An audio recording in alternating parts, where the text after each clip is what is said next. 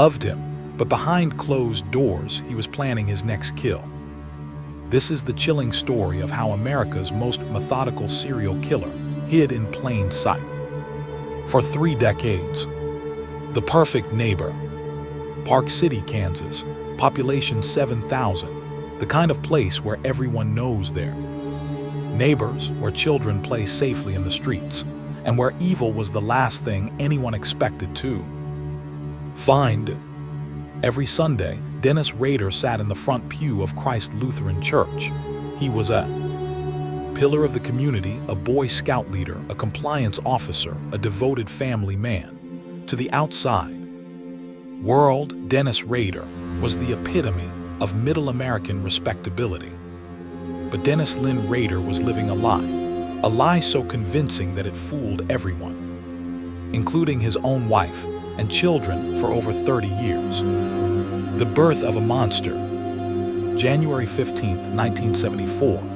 The Otero family, Joseph, Julie, and their 2 youngest children, were brutally murdered in their Wichita home. It was a crime so shocking, so methodical, that police knew they were dealing with something they'd never seen before. The killer had taken his time, he'd planned everything, and then he simply vanished into the Kansas morning, leaving behind a community gripped by terror and a police force with no leads. What investigators didn't know was that their killer had a name for himself: BTK, bind, torture, kill. 3 words that would haunt Wichita for the next 3 decades. The double life. While police searched for a monster, Dennis Rader was building his perfect cover. In 1971, he married Paula Dietz. They had 2 children together.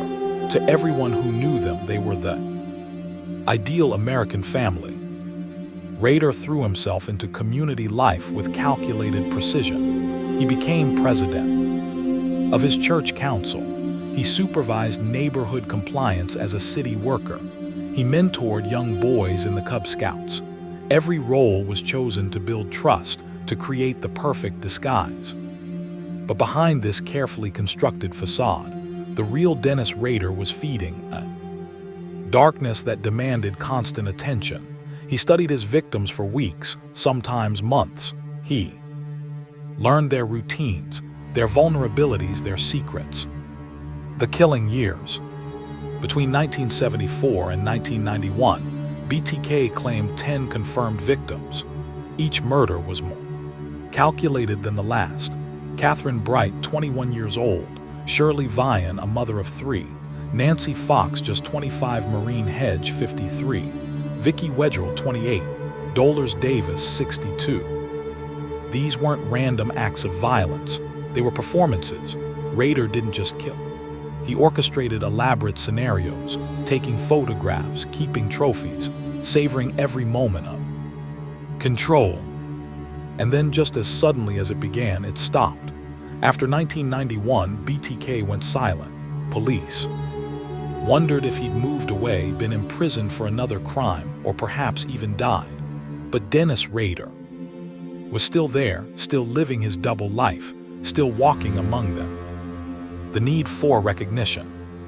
March 2004. 30 years after the first BTK murder, something changed. Dennis Rader was watching the news when he saw a story about the BTK case. The reporter suggested the killer might be dead. For Rader, this was unacceptable. His ego demanded recognition. He began sending letters to local media, taunting police, providing proof that BTK was very much alive. It was a decision that would ultimately lead to his downfall.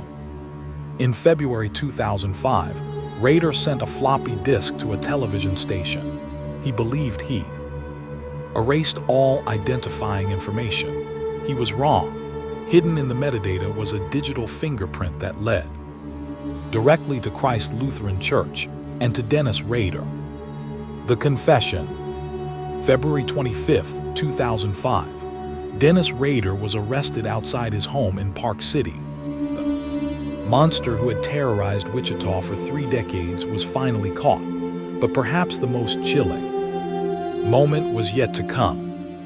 In court, Dennis Rader confessed to his crimes with the same methodical precision he used to commit them. No emotion, no remorse.